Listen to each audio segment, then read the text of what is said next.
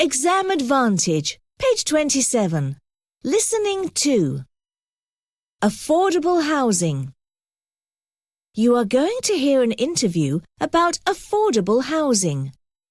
Listen and choose the correct answer. It's one of those phrases that you often hear or read. But what does affordable housing really mean? And why are some people so angry about the issue? My guest today is Claire Hislop, a member of Affordable Housing UK. Welcome, Claire. Thank you. So, please start by telling us what the problem is. Well, John, there are several problems, but let me give you a little background.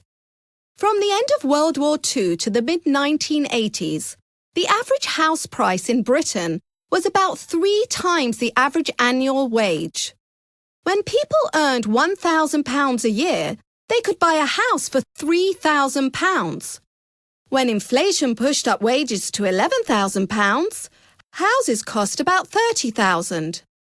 This price was affordable because a worker could afford to borrow 3 times their annual wage and know that it would be easy to pay it back. Now the average wage is about £28,000, but the average house price is almost 10 times as much. So for many young people, buying a home is out of reach. Right.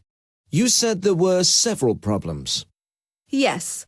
After World War II, the government built millions of council homes. These were houses and flats which were owned by local government and which people on low incomes could rent.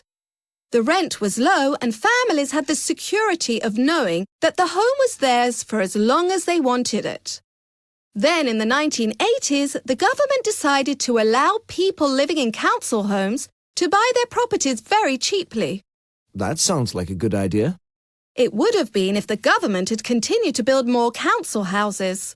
Unfortunately, they didn't. So nowadays, the only alternative to buying for many people is to rent privately.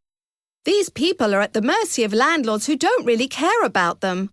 Landlords can increase rents by as much as they want and offer much shorter contracts than councils. Some people may be forced to move every 6 months, which is very stressful. In addition, tenants often have to pay agency fees to find accommodation and leave deposits, which are not always returned at the end of the contract. So we need more council homes? We need homes of all kinds. The population of Britain has been increasing by about 300,000 a year for several years, and government reports suggest that there will be a further increase of 10 million in the next 20 years. These people need somewhere to live, but there just haven't been enough homes built. This means more demand and increased prices, especially in the southeast near London, where most people want to live. But the government are committed to building more affordable homes, aren't they? Unfortunately, the government's definition of affordable is 80% of the market rent or selling price. In 2017, our housing minister promised cheap starter homes for first-time buyers in 30 areas of the country. The price of these houses in London is £450,000. He's wrong if he thinks that young couples buying their first home can afford that sort of price. Do these houses really cost that much? In London, yes. Outside London, they would be cheaper, but at £250,000, still almost 10 times the average wage. And of course, younger people usually have lower wages, as they are just starting out on their careers. And there's another problem. Just imagine a young couple do manage to get a loan. We're living in a time of historically low interest rates, so the cost of borrowing is very cheap. But what if rates were to rise, which isn't impossible?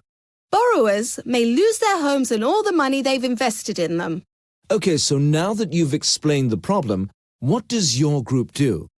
We try to persuade politicians to change their policies on housing. Our ideas include a ban on anyone owning more than one home, an increase in social housing, a promise to build at least 200,000 homes every year, rent controls and rental security, so people know that their rent won't go up by more than the rate of inflation and that they can stay in their homes for at least 2 years. And we'd like local councils to be able to take over homes which remain empty for more than 6 months, and to make them available to low-income families.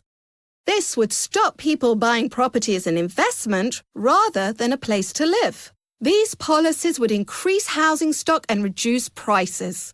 I wish you well. Thank you.